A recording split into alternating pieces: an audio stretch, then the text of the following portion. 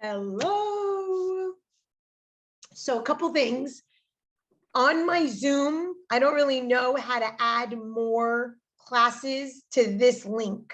So the next 3 are going to be on a different link, and I'll send it to Jen and she'll put it in the email just so you know. Because apparently on Zoom, you can only add like up to 20 of the same occurrence. So I created a new link, so I'll send that. And well, that's new information. I didn't know that. I just figured it out today good to know. Okay. When I was creating the last 3 classes. Any questions about Pluto, Black Moon, or Scorpio? Because it's a lot of stuff, but it's an important archetype and stuff. No questions. I've been really tuning into Isis, and she shows up sometimes, and I like to try to understand the mythology. And I was watching this little video that was talking about like how she had these 7 little scorpions that were these guardians, and that they all like gave this poison to one scorpion, and he went and like killed this boy who basically had betrayed. So anyway, I was just kind of fascinated about like, oh yeah, those little fuckers, like they do have just the name of this game, don't they? And you Sorry, forgive my language.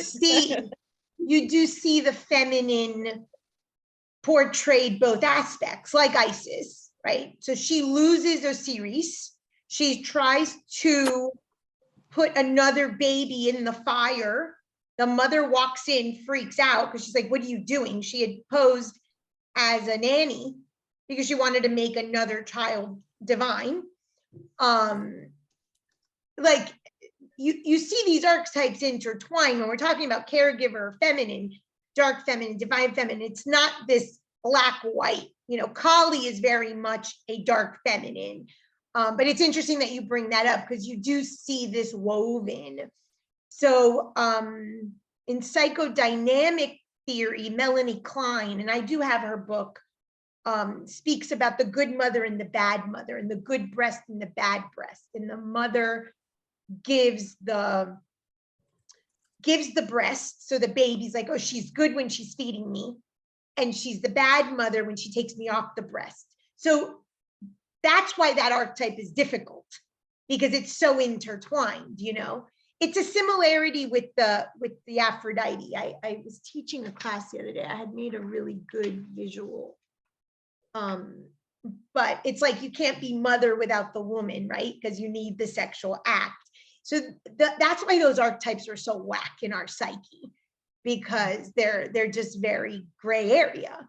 But yeah, the scorpions, and you see the scorpion, you see the crab biting Hercules' ankle. So you see the thematic in the mythology over and over again. Okay, perfect. So let's do some Zeus and Jupiter. So most amateur astrologers know where their Jupiter is in their chart, because it's good luck, it's prosperity, it's abundance, it's, you know, the good years, they're the fat cows in my model. So we'll talk a little bit about, I'll share briefly the fat cow and skinny cows, but really next week when we do Capricorn, we'll do more about the skinny cows. But it's these years of abundance, or the area of our chart that is somewhat blessed, because there tends to be growth and abundance and prosperity there. So it's Sagittarius. And an archetype, we're looking at the seeker archetype, the escapist archetype, wanting a larger piece of the pie. We want more. There's a lot of gluttony associated with this. Not only physically, it rules the hips. Anybody that has any issues with hips, so for instance, a Jupiter in the 6th or Sag on the cusp of the 6th could be someone that needs hip replacement or something that has to do with hips. And I'll explain the reason why in a minute. But Jupiter is the hips of the body. So again, the widest part of the body. So wherever you see wide or gluttony or excess, this is going to be a Jupiter, a Jupiter metaphor, a Jupiter placement in the language. All the language of excess. Sugar is also linked to this. So let me show you the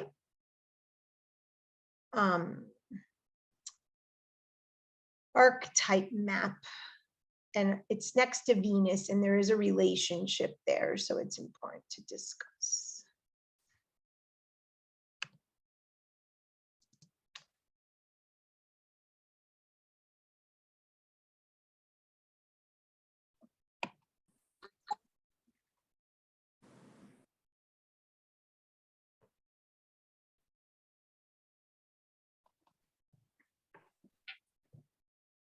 Hi, Francis. Hey, Sharon, I'm okay. I was on the phone with my doctors trying to get an appointment in New York or in Florida, wherever I live.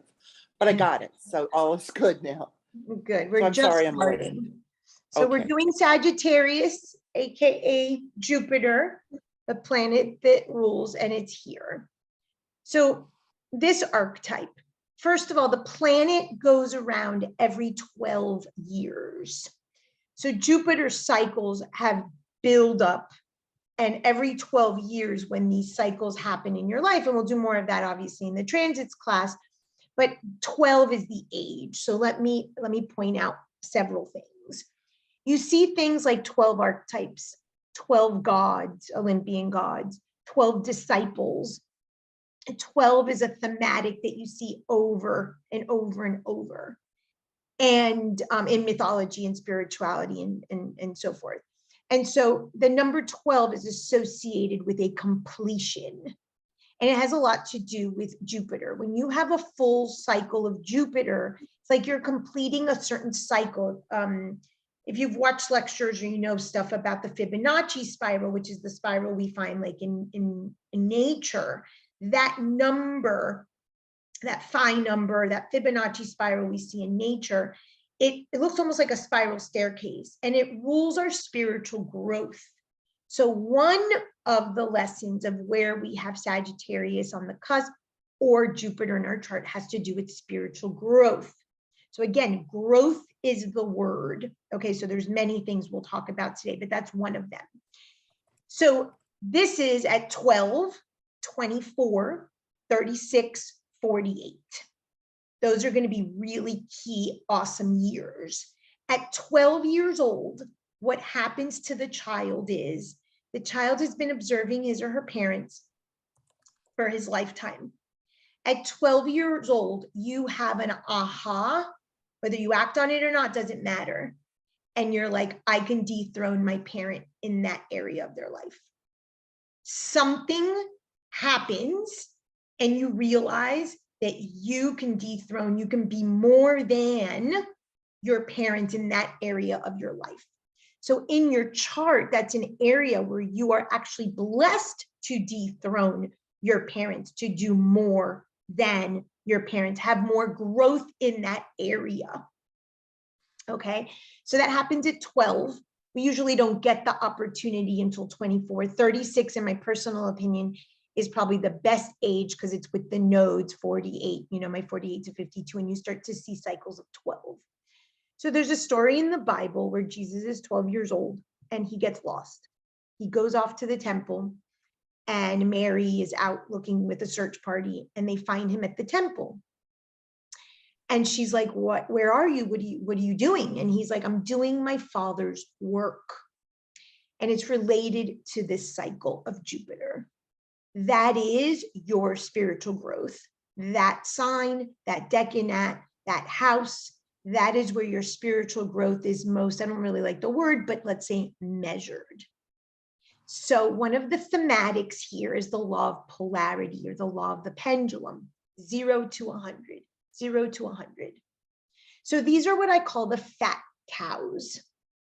What happens is you either have a scarcity or you have an abundant view of this part in your chart, in your life, in your psyche. So the other side of abundance is scarcity. It's the exact same thing.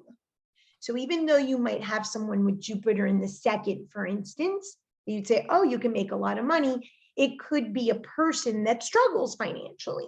They will always make ends meet. And when we do each of the houses, I'll tell you, they'll always have enough, but they'll maybe feel that they won't make the bills this month. So the person doesn't always live it out as abundance. they can live it out as scarcity as well. Scarcity and abundance, same coin, different side. So if someone comes with a scarcity mentality, it could be just as much Jupiter, which I know could be confusing, especially when we do Saturn, as it could be abundance. When we do Saturn next week in Capricorn, it's only scarcity. There is no abundance with Saturn. The goal of the psyche and the chart and the reading and counseling the client is to teach them that indeed is sufficiency in that area and that they're satisfied with that just right enough. But with Jupiter, you're either it's too much or you feel scarce. So these are sort of the conundrums of the person. But it's a 0 to 100, and you will find a 0 to 100 with the Jupiter with gluttony or excess usually, but it could go the other direction. So let's look at the glyph for a moment. And you see how it has this little loop here? Anything that has like a curvature like that has to do with growth, has to do with going beyond excess, seeking beyond this world. So that famous metaphysical image of the man in the world and his head is coming out and he sees the universe. Jupiter, Sagittarius gives you an expansion of your mind, of your thoughts, of your beliefs, of your philosophy, of your religion, of traveling the world. These are the words. They do not limit the expansion of. Now, some people might have a Jupiter. It could be ill-placed. It's in a house of detriment or a sign of detriment. It could be aspected wrong. And they might have these huge plans, but they can't bring them to fruition. That's for later levels when we start to look at aspects and transits. But the nature of the planet, wherever you have it, you want more. You want a big life in that area of your chart. Having what everyone else has is not sufficient.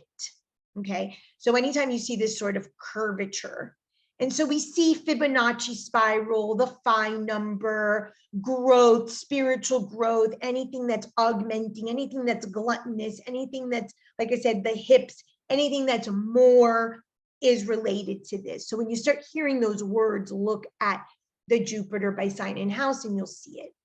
The cusp of Sagittarius also carries this. Usually the cusp of Sagittarius, wherever you have the cusp of Sagittarius, is a good luck spot. Things just happen gratuitously, good luck chuck type of thing. And when we go through the houses, I'll talk about, different specifics, but usually wherever you have that cusp of Sag, there's an innate good luck there that just, it's like having like an angel on your shoulder. So that's sort of a special spot in terms of good luck. So Jupiter was prophesized, well, someone was prophesized to dethrone Saturn. So here's Saturn, his father, and Saturn had ruled for 30 years. There was abundance, but not like this excess, but it was sufficient. Everybody was fed, everyone was gained something from the harvest, the Saturnalias at the end of the year that were replaced with Christmas. And for 30 years, Saturn ruled in plenty. And he was prophesied by the oracle that one of his children would dethrone him. And it was Zeus or Jupiter that dethroned him. The story of Sleeping Beauty is the story of Zeus. So what happens? Aurora was told by Maleficent, you're going to die on your 16th birthday.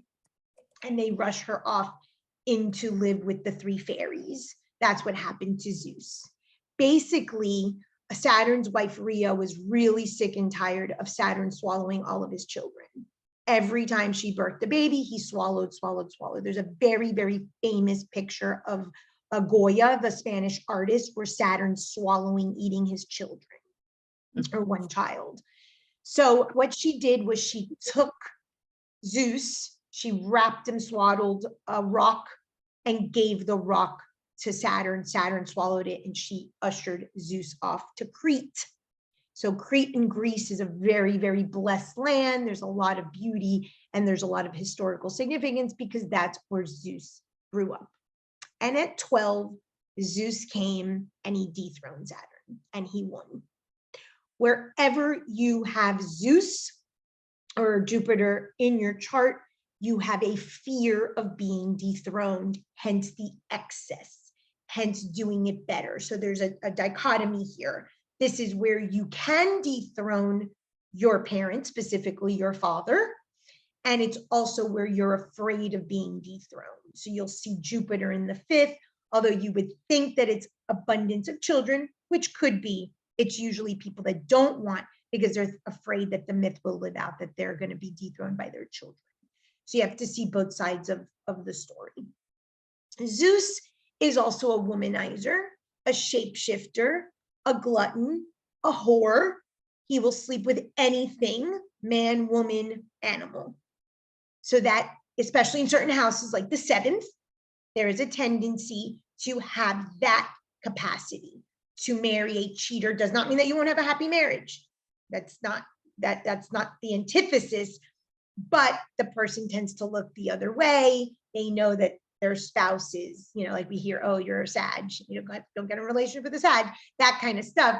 You have the expectation of not being loyal, but sexually, because of the nature of the myth, but it does not mean that there isn't a happy marriage. Actually, Jupiter in the 7th is probably the happiest of marriages, ironic. Or there is a tendency for one of the partners, for instance, to want to be unfaithful, and there's an arrangement around it, or there is a very spoken rule that you're not going to be unfaithful, and they work through that.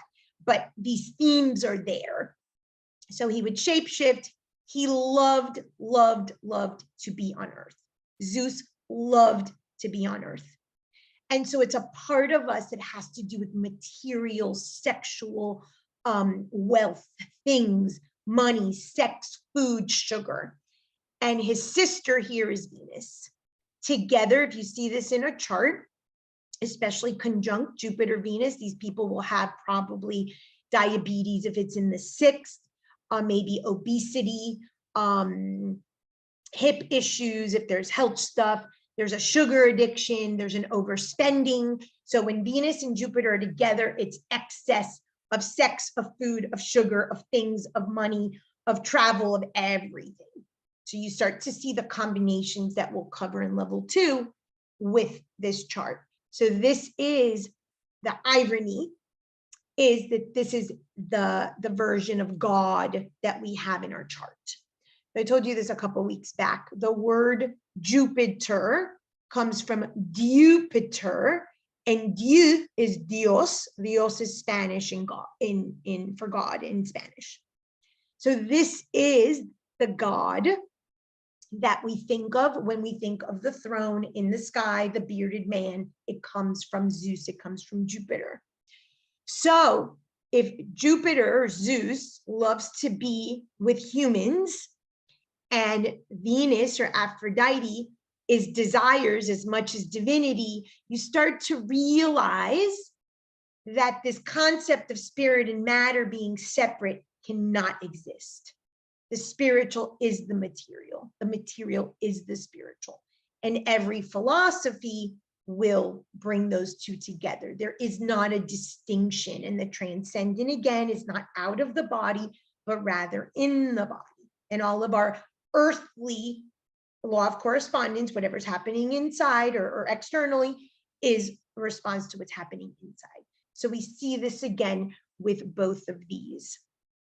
Now, there's a story in the Bible where Joseph had the gift of prophecy, and he would dream and interpret dreams for the Pharaoh. And the Pharaoh had a dream of fat cows and then skinny cows eating the fat cows. There is an interplay between Jupiter and Saturn, because Jupiter dethroned Saturn. Saturn's cycles are fully 28 to 30 years, hence the 30 years that he reigned. We have Saturn transits. Again, I'm just getting ahead of myself for context. Every 7 years, you've got Saturn knocking on your door to show you something that you need to be satisfied with, sufficiency. That happens at 7. Every 12 years, you have Jupiter. 7 minus 12 is 5. 5 is the number of the Fibonacci. 5 is the number of the spiral. 5 is the number of creation. This is a planet of creation. This is the Olympian. This is the creation person. This is the 5th house. When we think it's 9th house in terms of Sagittarius, but in terms of birthing stuff. So there's an interplay between Saturn and Jupiter, 7 and 12, that yields 5, which is creation. And so wherever you have this loop, there is growth. There is the next level of, I want more of, I want to extend beyond whatever it is. So that's why we often associate it with philosophy and religion and reading and travel and escapism and grasping more than a bigger life. So there's an interplay. So when Pharaoh sees this dream that the fat cows get eaten by the skinny cows, this is what he's talking about. This is my interpretation of the myth. It's the play of Jupiter and Saturn. So we're talking about fat cows. Your fat cow years, your fat cow house, your fat cow sign, Sagittarius, Jupiter, every 12 years. On point. It's almost like the sky's open. So the thing that my astrology teacher used to say, and he would say that when you went through a Saturn cycle and you went to buy a house, let's say $1 million house that was beyond your reach, Saturn would shut down the deal. You could not get the house. If you do it during a Jupiter year, Jupiter will make everybody make it all go through, but Jupiter's not worried how you're going to pay the bill. So Saturn, although we don't like Saturn, it's a skinny cow. We have to be sufficient because it's here, a narrow door that we have to kind of go through. It reassures us that we're going to be safe. He's ultimately the father that was dethroned, the structure, the discipline, the responsible. And now we were fed this father that heals all our ailments, this father in the sky that we, washes away our sins, that gives us everything we pray for. So you can start to see in the psychology as we get introduced to religion, for instance, this is the season cycle. This is the law of rhythm. The pagan traditions knew there was a winter, there was a spring, there was a fall, there was a summer. They respected that. So winter was winter. And they, went home. They knew that what they did earlier in the year, they had to live with that. So there was a sufficiency. But then when the Christians take over and it's God the Father, whatever you want, you start to see that it's just not realistic, hence why we need a Pluto. So you start to see the interplay of why the archetypes are what they are. So fat cow years, abundant years, getting a house that you can't afford, eventually will be taken from you because you can't pay the bill. That's all Jupiter's domain. Any questions about that so far? Okay. Jupiter is also married to Hera. There is a relationship here with marriage. So specifically a Jupiter in the 7th. It's about a long-lasting marriage, more so than a happy marriage. And Jupiter's king of Olympus, and Hera is his wife forever, no matter what he did, who he cheated, how many illegitimate children, and he had a ton. Hera was there, bitching, complaining, and moaning, but she was there. So there's a joke, a meme on the internet, I'm sure you've seen it, all of Greek mythology, a book this big. All of Zeus's escapades cheating on Hera, the book without the mythology, without those stories, the Greek myths are this little. 99% of the stories in Greek mythology are about Zeus's sexual escapades, cheating on Hera, being in the earthly world with us shape-shifting and doing the nonsense. So this concept of a sky god or something over there keeps us from knowing the God within. And where you can dethrone your parents, where you can do it different, where you can just, this little loop here, raise that vibration just one little octave better than they did. Now you're moving forward the lineage, and you start to see how all of the interplay of these stories work. Okay. So Sagittarius cusp has to do with the Herculean myth of the Stymphalian birds. So you guys have the video, I'll give you the 2-second version. Hercules is asked to kill the Stymphalian birds because they're making so much noise. And so Athena gives him symbols. He gets to the top of the mountain, his bow and arrow start hitting the birds. The birds have like this metal armor. And so Athena shows up and brings him these symbols. And the birds don't like the noise that they start to rise up. And then he's able to shoot the bow and arrow on the fleshy part of the birds, and the birds start to die. So we need, it's the sign of the guru, it's the sign of the teacher, it's the sign of the mentor. We do need someone on our spiritual journey. So that's where you have, that could be the most unlikely of place or sign or house that you find you're a teacher. And it also is where you could be a teacher, mentor, guru. It doesn't have to be spiritual, although there's obviously a spiritual connotation to it. The other thing with that myth is about hearing your intuition, where your thoughts are finally quieted because all of your earthly desires here with Jupiter and Venus, all of your material wants are satisfied, that finally you'll start to hear that deeper voice, that higher consciousness, that intuitive voice. So there is an intuition here when we talk about Sagittarius or we talk about Jupiter. Even though you don't think it's the most intuitive of signs, they're flashes of intuition because it's the third fire sign. So Aries is like a match, quick intuition. Leo is a candle, is a little bit more, but Sagittarius, these are real, deep intuitive messages that you can get in that area. So if you have Jupiter in the 8th, for instance, or in the 12th, you might have this intuitive sense that comes from this archetype. So in this myth, he is guided by Athena, and he raises consciousness. Anything that is an animal that flies up, like in the Garden of Hesperides in the Gemini myth, any animal that rises has to do with rising or raising consciousness. So this is an area of your chart where you are guided to raise consciousness. It's not like a Saturn. A Saturn, you're going to beat yourself and try to go around and around and around to not do it.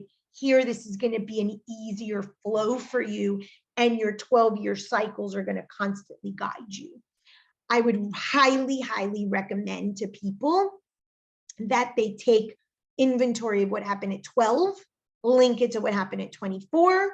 If you're 36, 48, then 60, and so forth. You're going to find a thread of your spiritual life, guaranteed, by sign and by house. It's a really beautiful practice when you work with Jupiter in that way, not only in the gluttony, money, earthly way, but finding the sort of spiritual thread there. Any questions about that? Okay, so let me tell you a little bit about, and we'll do medical astrology in level 4, but every planet has a body part and it's in your notes. Jupiter, Sagittarius, rules the hips. So where, for instance, if you're a Sag ascendant like me, you're going to have big hips. It's going to be that part of your body. 6th house 2, you can have a hip replacement, and it'll be fine because it's good luck, but you'll have that thing there. So why is this? These two archetypes work together. They're both archetypes of desire. Okay, Jupiter and Venus are both archetypes of desire. And if we satisfy our earthly desires, if we finally have enough food and sex and money and travel, finally, then we will work the higher consciousness, which is use our senses for spirituality and divinity. And then we resolve this issue of our desires until life. So in the Vedas, there are the 4 stages of life. And one of the stages is Kama. Kama means desire.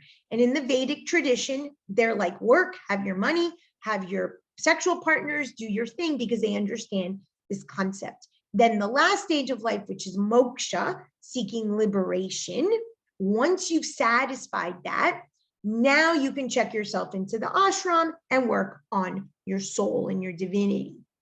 So there's an interplay here with the desires, but it's very difficult to feel satisfied in the houses where you have Jupiter and Venus, because obviously they're excess. So all desires are rooted in energy. All energy is sexual. That is why all of the myths are sex. So for a moment, metaphysics here, forget sexuality in the act of. So since no human being can incarnate without the act of sex, of some sexual, whether it's a petri dish or whatever, there is an act of desire, creation. These are creator planets. Where you have this, you want to create. Very different than Pluto and Black Moon. So that's why you're going to see certain people in their chart where they have a Pluto or Black Moon, they destroy. Now with Jupiter and Venus, they want to create. Since we don't know, human beings don't know that creation doesn't mean sex. Obviously, sex is an act. When there is death, right after death, people are having sex. In Hialeah, not too far from me, there is funeral home, pay by the hour hotel, funeral home, pay by the hour hotel. Something dies, immediately you want to buy a new dog, a new plant, you divorce, sign the papers, you're in bed with your ex-husband. That's just inevitable because we don't know that creation is a thought, not the act of penetration. But energy is sexual energy. Okay, that's bottom line.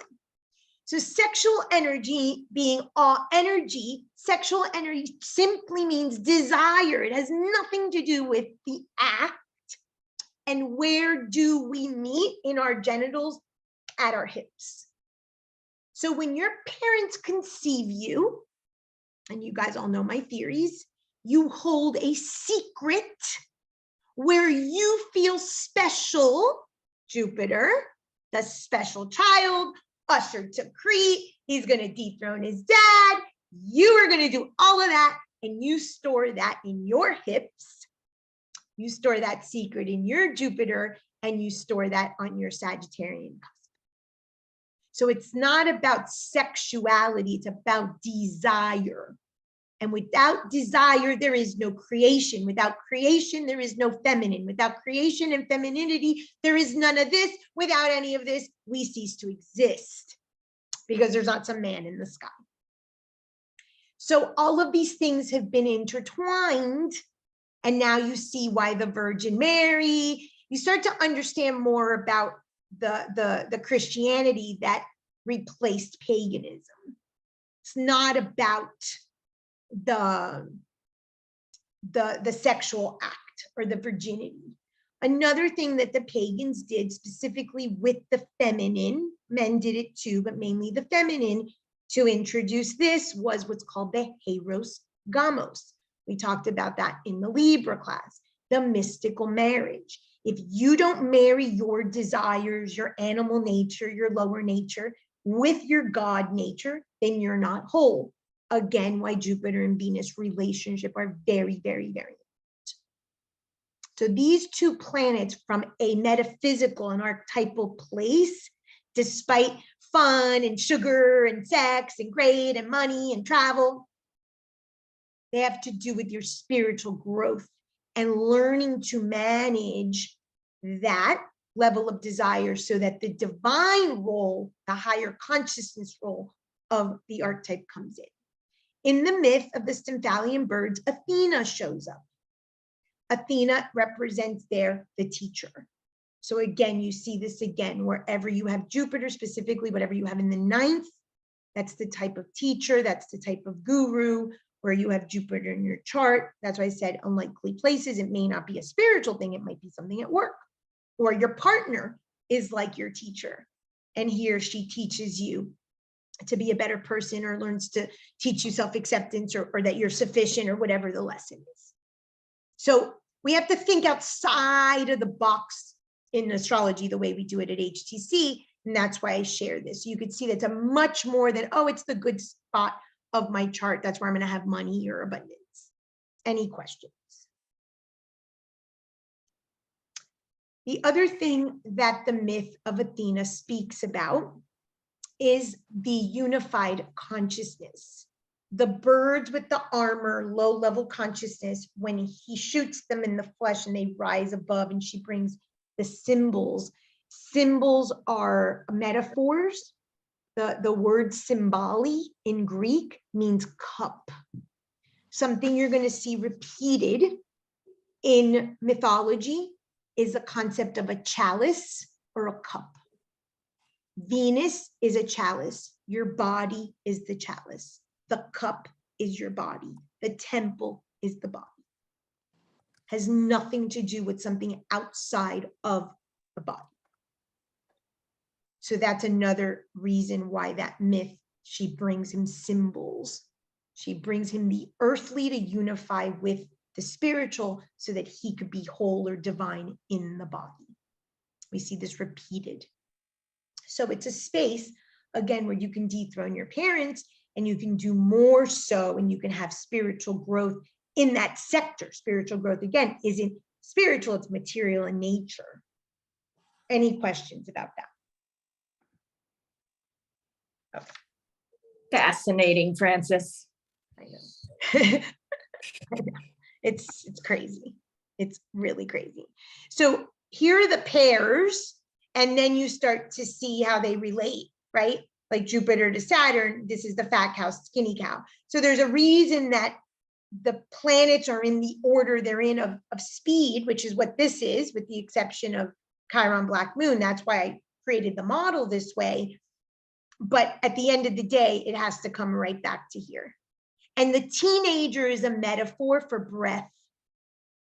And it actually represents Yahweh, the tetramagatron of Yahweh, YWYH, how the Jewish people write it.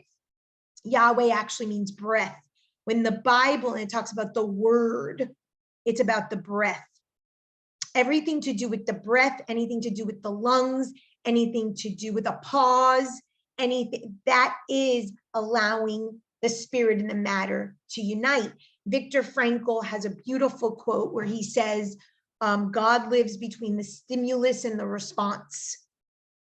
In yoga, they say God lives between the inhale and the exhale. In my model is the fire is between child and adult, the teenager, that pause. Jennifer always says the power is in the pause. That breath that you take to check in with your free will, check in with your choice, check it. That's what gives you spiritual growth, which is Jupiter. So you start to see how all of these philosophies and things really, really tie together, and why the lungs are the heart.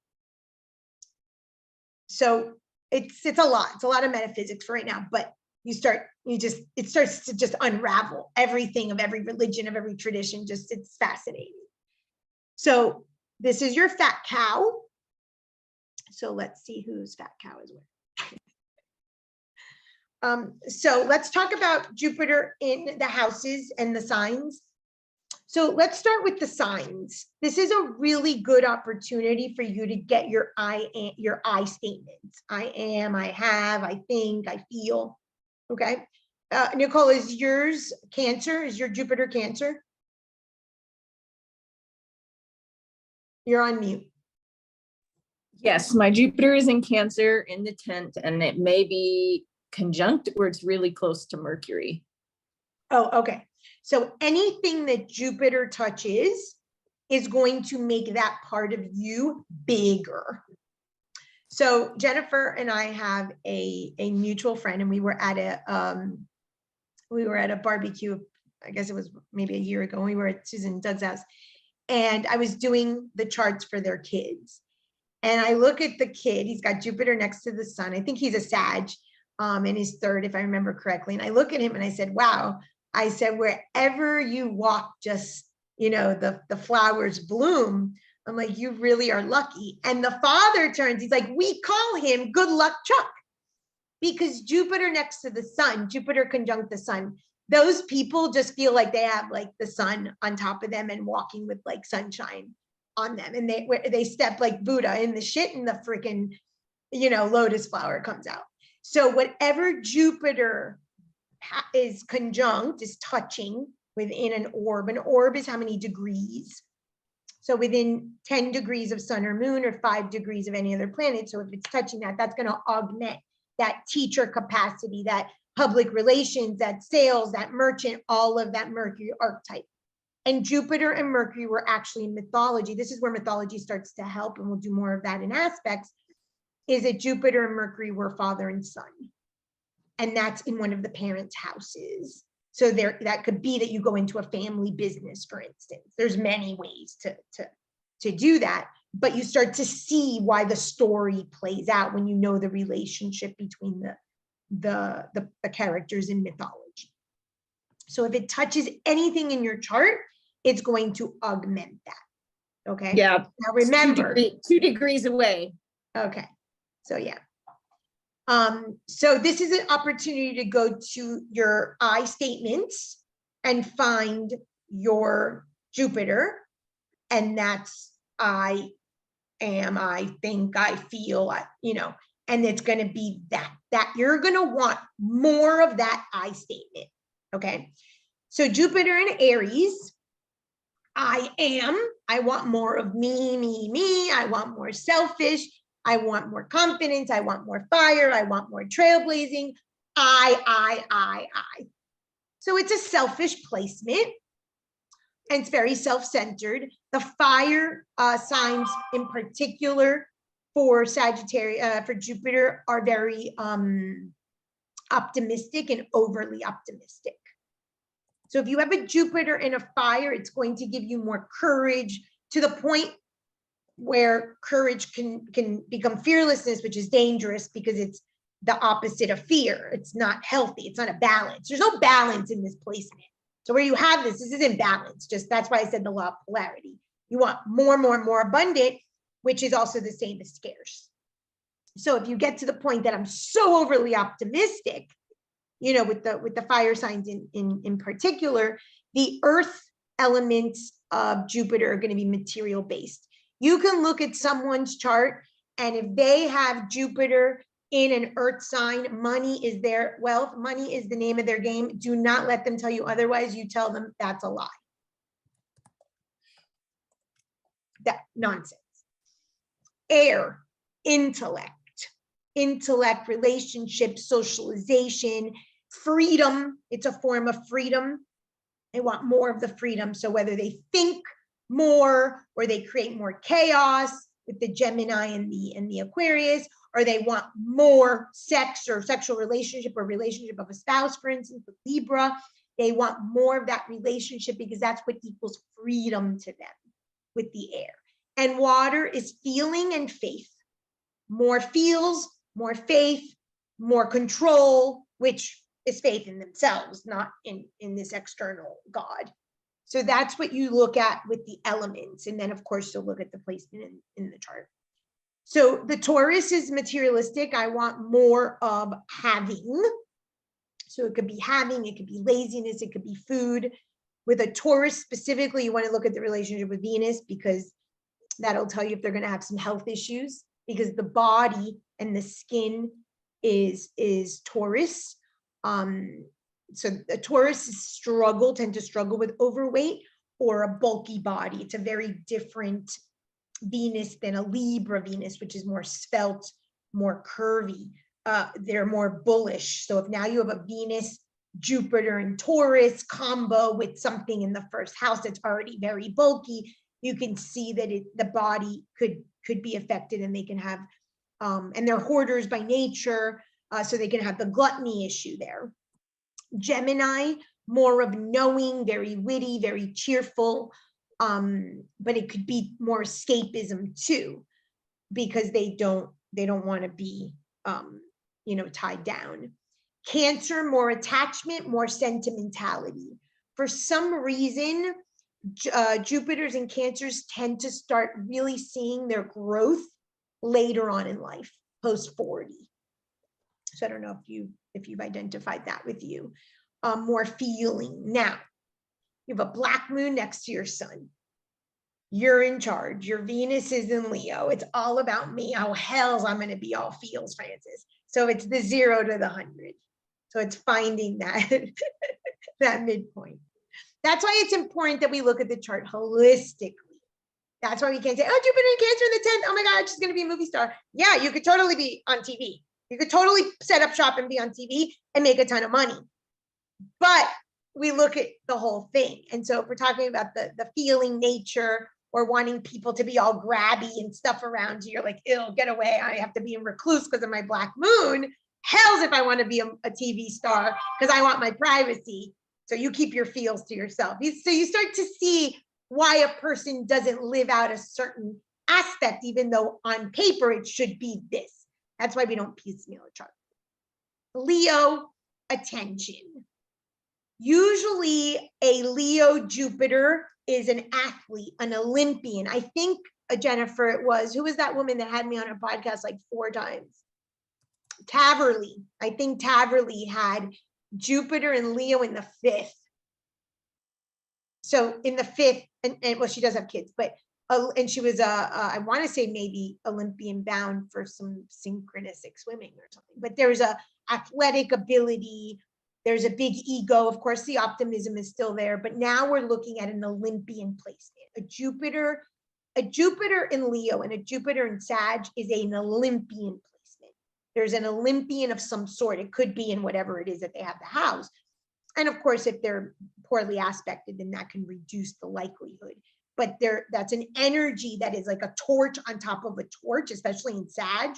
Huge placements for that kind of athletic ability and so forth. Jupiter in Leo is a gambling placement. You see that person's a gambler in some way. I dated a guy who had Jupiter in Leo and he was a professional gambler. That was his job. So it doesn't mean that they have to lose everything, but that's a very strong placement for a gambler because the 5th house, which is Leo, is the gambler. Remember, it's a lot of, I need more of. And Jupiter happens to rule horses, and he was a horse gambler. So you start to see those little, like, what I call Mr. Potato Head statements, and you're like, oh my God, it's like right there. Virgo, more analysis, critical, cynical, very good workers. So if it's Virgo, Jupiter, Virgo in the 6th, for instance, and you're hiring someone, you want to hire someone with that placement. That's a great placement, just like Saturn in the 6th. Those are great employees. The only problem with Jupiter in the 6th for work is that they might want too much vacation time, but they'll make up for it when they are at work. Libra, more beauty, and this is a statement. Success in marriage, not happiness in marriage. Remember, it's Zeus. Hera was not happy, but they're married, they were successful. So there's a difference there, similar to Jupiter in the 7th. Okay, so similar Jupiter in the 5th, gambler, Jupiter in the 4th, feels, the family, Jupiter in the 3rd, the thought, they could be the principal of the school, so you start piecing it together. Jupiter in Scorpio, they have a heightened magnetism, so sexual magnetism or charismatic persona. I'm very self-reliant, and of course, uber in control. If it's in the 8th, they're going to be the one that manages the finances. They're going to make money in the partnership, in the business, things like that. Sagittarius, more philosophy, more religion, more travel, more idealism, and more escapism. Capricorn, more resourcefulness, more discipline. So of course, if that's in the 1st house, you have to watch how they're breaking down the body or how they're augmenting the body with the discipline. So you start to see how that can go both ways. And of course, a financial placement, very strong financial placement. Jupiter in Capricorn is not going to be poor at all. Like there is an impossibility that they will be poor. Jupiter in Aquarius they're the humanitarians. So they're worried about humanity at a larger scale. They know that's what's good for them or good for humanity is good for them. So they're concerned about the humanity, people, human beings. They're obviously astrology, attracted to astrology. So if Jupiter is philosophy and expanding horizons, and you add Aquarius, they could be astrologers. For instance, I have that. Pisces, spiritual, over emotional, and very much healers. People that have Jupiter in Pisces are going to be natural, sort of drawn to these sort of healing arts. Any questions of that? So get the meaning of the house, get the I am statement for the sign, and then start making like a phrase that way. Okay, Jupiter in the first. The tendency of Jupiter in the first is going to be to put on weight because it's an augmentation or a gluttonous excess planet. The issues are going to be probably hips or structural kind of stuff in that lower extremities because of the placement in the first. Because it's Jupiter and because it's in the first house, I'm God, I run the show, I call all the shots, I do it all. It's me, me, me, me, me. So if there's that level of secrecy of I'm so special from the parental moment of conception, then you'll see how they play it out with excess or with scarcity, depending on the sign and aspects and stuff. In the second, so yes, if you have Jupiter in the second, the likelihood is that you're going to have money. Now, that does not mean that you're going to be a gazillionaire. Trust me, I have Jupiter in the second. I'm not no gazillionaire. So, but it's an attitude. If you have Jupiter in the second versus Saturn in the second, your perspective on money, and money is only one of them, values is obviously another, is going to be very different. The Jupiter in the second will say, wow, I've got $20. The Saturn in the second will say, damn, I only have $20. So it has to do with the perspective and perception. Remember, it's the ninth house. It's the house of perception, of travel, of expansion. So I could do so much with those $20 versus I had my ex-father-in-law had Saturn in the 20th, and we used to talk, Saturn in the second, and we would joke about this. For him, those $20 were like, oh my God, I can't do anything. When I was like, oh my God, I can, go out and have a field day. So it's perception. Remember, it's a fat cow. You're like, this is a fat cow. I'm Santa Claus in this house with your $20. In the third, obviously expansion of mind. Now, when you have Jupiter in the third, you have an incongruence because Jupiter in the third really should be in the ninth. And because it's the level of consciousness and because it's the axis of consciousness, those people might be very bored with elementary, middle, and high school saying, this is so stupid. Why don't I just drop out and go travel the world and learn not out of a book, but out of lived experience, or learn philosophy or something that's going to broaden my horizon, not the stupid sixth grade teacher teaching. So you could start to see where a placement can hinder if there's an incongruence. And of course, we haven't even looked at the aspects if it's a hard or a soft aspect. But that's a place where it could be like, I'm bored. So a lot of people with Jupiter in the third, they might have ADD.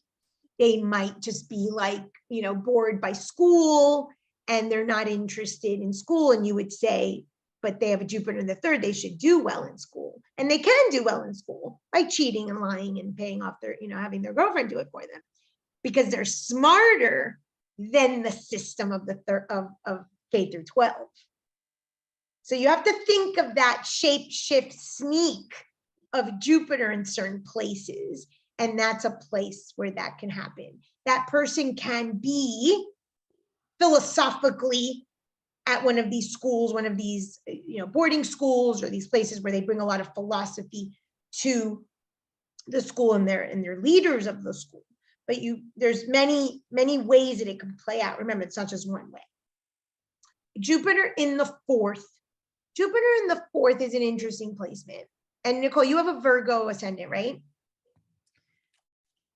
Okay. Yes, I do. I'm going to give you an example of somebody that has a Virgo ascendant who has Jupiter in the fourth. It's a client of mine who's a very, very overweight woman. Her house is huge, Jupiter in the fourth, likes a big, expansive space. Remember, as within, so without. The house doesn't necessarily have to be big, but the feels of I am Jupiter on my throne obviously can relate to having a bigger space than necessary. She was a single woman. She had a dog. She didn't need all this space. And because the Virgo ascendant, I told you, feels very restricted in the body, you start to see a theme in the chart that I need bigger spaces, larger spaces. I'm larger than, I'm more than. She actually worked in television. So again, the expansion, and you start to see the thematic in the chart. And her Jupiter, if I remember correctly, was touching the cusp of the fourth. And as a child, she had a very, very big home.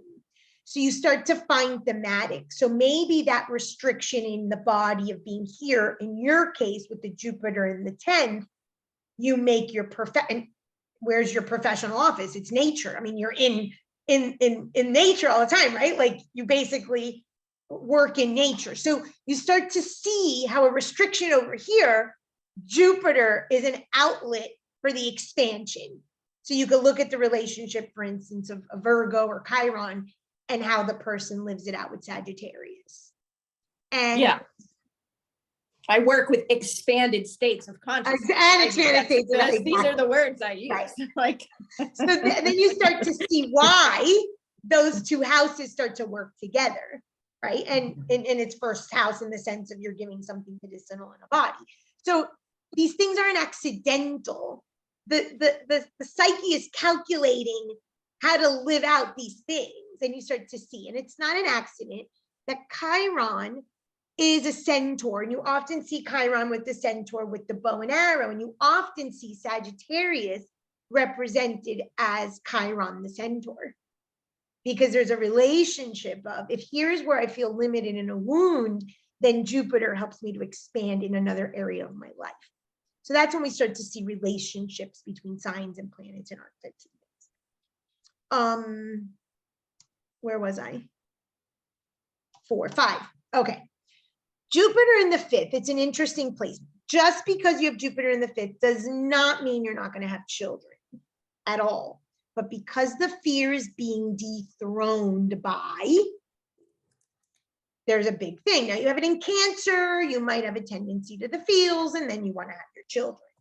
Okay, that's one. Or it could be, because it's entrepreneurial, I will leave my business to my children. It reminds me of that show Succession, where that guy will not give his kids he's the media mogul, and he will not let the kids take over the business, and they're trying to dethrone him and they can't dethrone him. So you see that kind of relationship in the family business with a Jupiter in the fifth. Because it's Jupiter and he had a shit ton of kids, that person could have a lot of kids. It depends. You're looking at all the chart holistically, but there's a very strong influence when people have Jupiter in the fifth that they do not want children.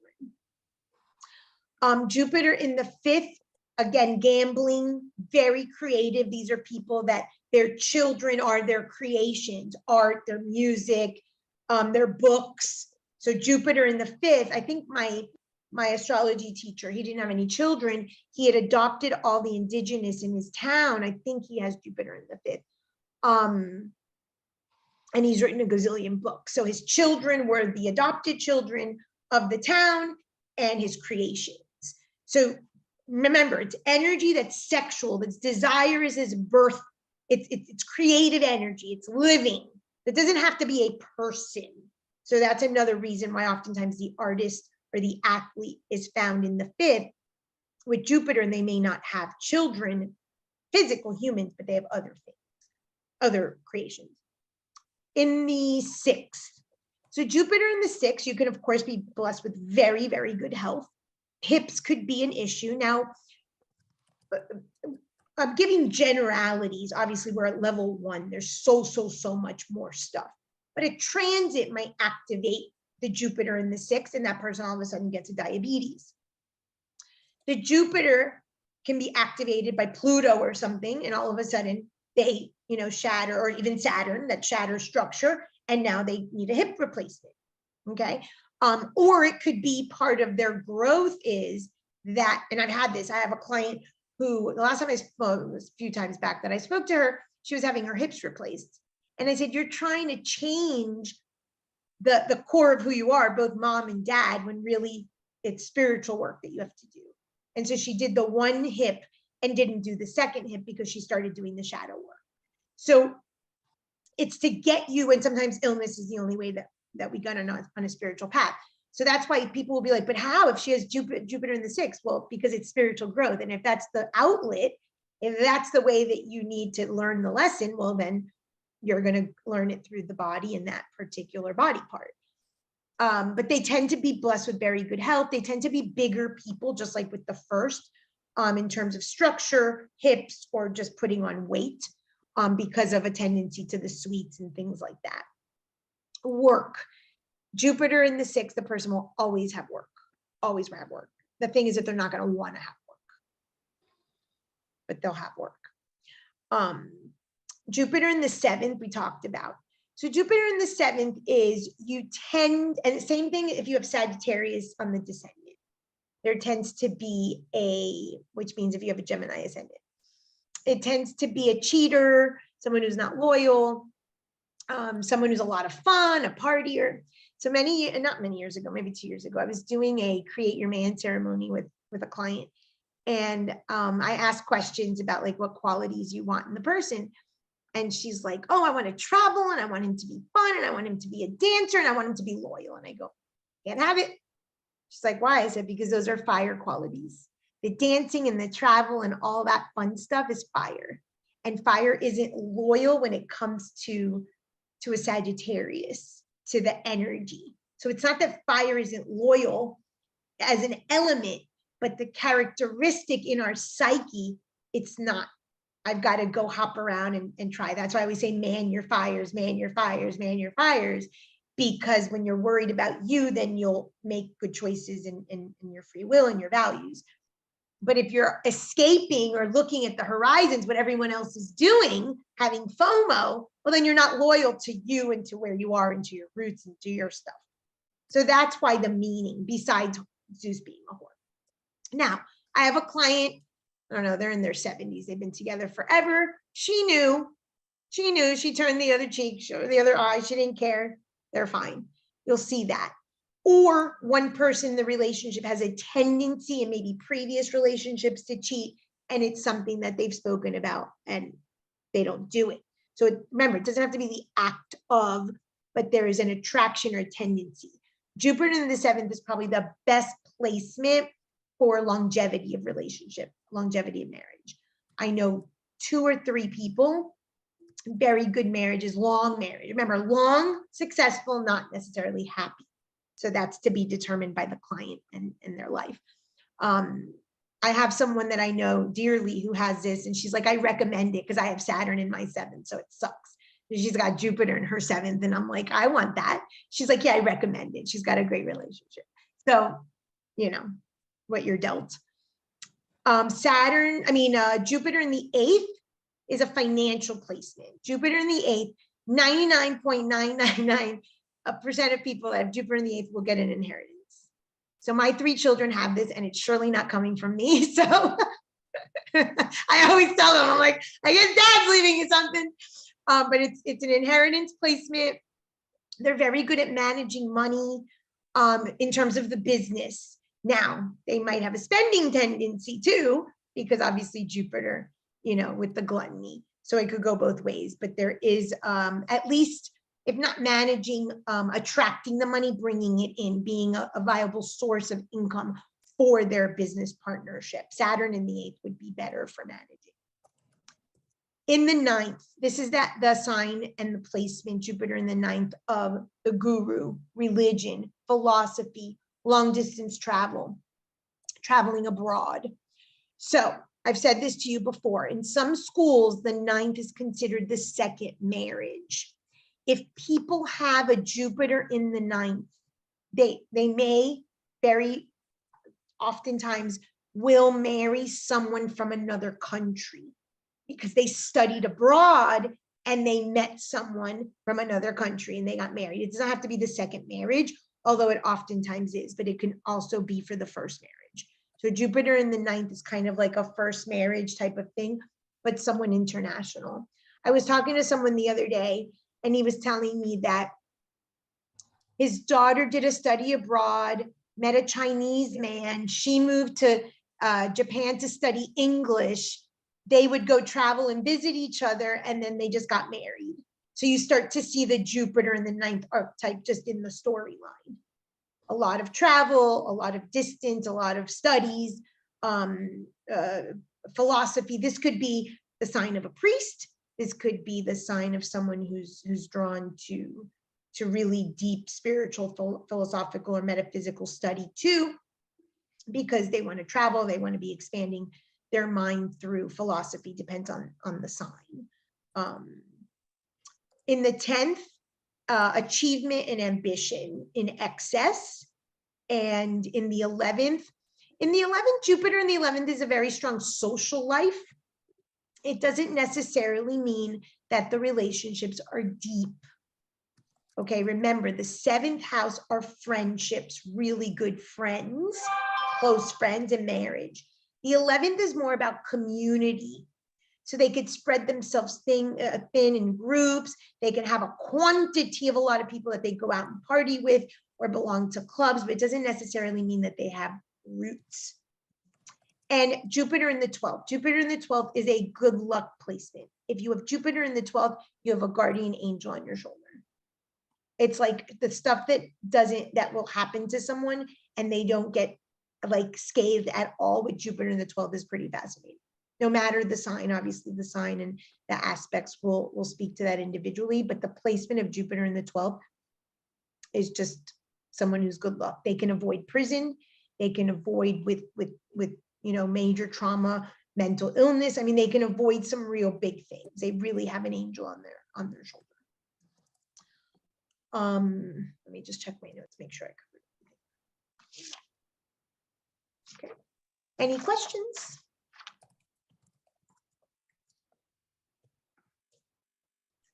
So next week, when we do Capricorn, we're going to talk about the relationship of the fat cow with the skinny cow. So your Jupiter and your Saturn in your chart have a relationship. Usually what happens is after a skinny cow, after a Saturn experience, when you've learned, maybe you grew faith because you were, hit financially or emotionally, whatever your thing was, then the Jupiter is like, oh, I have a different viewpoint. So I've expanded my horizons. I see a different perspective. That's why there's another relationship there. But just on looking at a chart where the person has Jupiter, it's a fat cow. There's going to be a good spot, especially for the ages that I pointed out. Francis, who is Jupiter not the ruler of Neptune? In the old system, Mm-hmm. we didn't know about Neptune, and Jupiter is a great question. Jupiter ruled Sag and Pisces. So for instance, I'm a Sag, Pisces, Cancer. So there's a double Sag influence or a double Jupiter influence prior to knowing Neptune. So you could see that in me. And then that first house, it's all Sagittarius. That's a great question. Yes. So the escapism, the philosophy, the spirituality, the religion, the savior, the martyr, all those things are all in that. But it's more of an escapism. So the archetype is the seeker, where the Neptune is an innocent. But what do they have in common? In religion or spirituality? what does the seeker and the innocent have in common? And I'll take you back to the chart. Mm. The seeker doesn't settle down, doesn't have roots. The shadow of the seeker is the caregiver, the mother. So it's someone who always wants to spread their wings and go, go, go. If you're tied into religion or philosophy, and in order to know God, you need to check your earthly desires, sex is the first thing you're criticized on. And the innocent is so innocent that it's a child, he or she doesn't dare have sex. And you see in both of those archetypes a huge virgin prostitute sexual energy, second chakra, hips, desire stuff. That was a great question. Thank you for that. So again, you see Jupiter, Venus. That's why the myths aren't, I mean, they're literal, but they're not literal if you really know what they're saying. And so to check the seeker, roots, the caregiver, the family, obviously mother, there's sex in that. And the innocent shadow is the lover, because you can't stay an innocent. You're a lover and then you can become a mother, you can become the caregiver. So you see an overlap there in the shadow of both of them. So one goes to the bottom of the ocean and one goes to the heavens. Now, with knowing that we know Neptune. But yeah, great question. The old ruler of Pisces was Jupiter. Okay, yeah, That's that's what the I was, overlap in the religion and philosophy and spirituality and escapism. yeah, I was thinking, yeah, I was getting a little confused with Vedic because I have Sagittarius in Neptune in the third.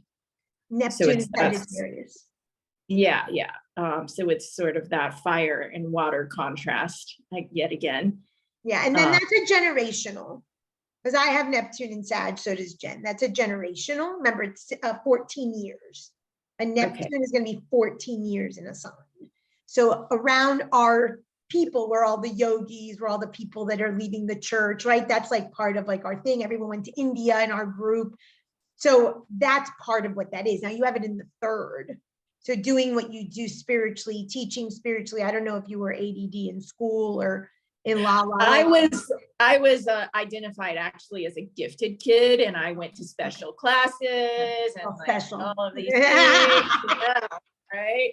You had a double whammy of the special with Neptune and Sag. Yeah, so we have that. But yeah, that's a really good question. The old ruler, before we found Neptune in the heavens, which impacted our psyche, Pisces and Sag, and that's in your materials, were both ruled by Jupiter. So we don't look at Pisces, but you absolutely can. You can absolutely look at Pisces and Sag by the cusp and see the relationship by those two houses. Absolutely. Good point. Any other questions? Okay. So next week we'll do Capricorn. For anyone who came in late, there's a separate link. So when Jen sends the email, it's a new link. Make sure to click on that link for the next 3 weeks. Have a great week. Thank you.